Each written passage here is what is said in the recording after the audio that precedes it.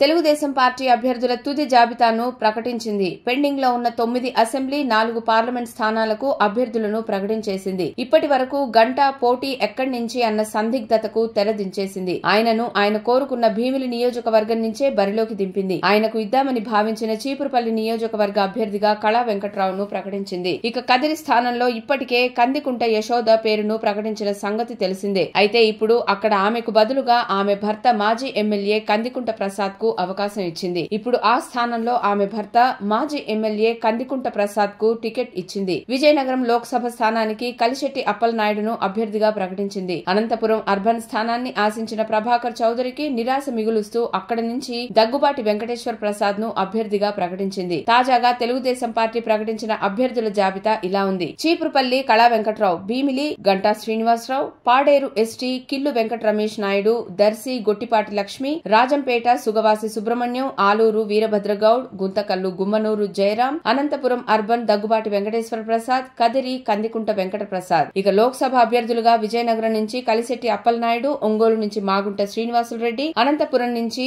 అంబికా లక్ష్మీనారాయణ, కడప నుంచి భూపేష్ రెడ్డిలను ప్రకటించింది.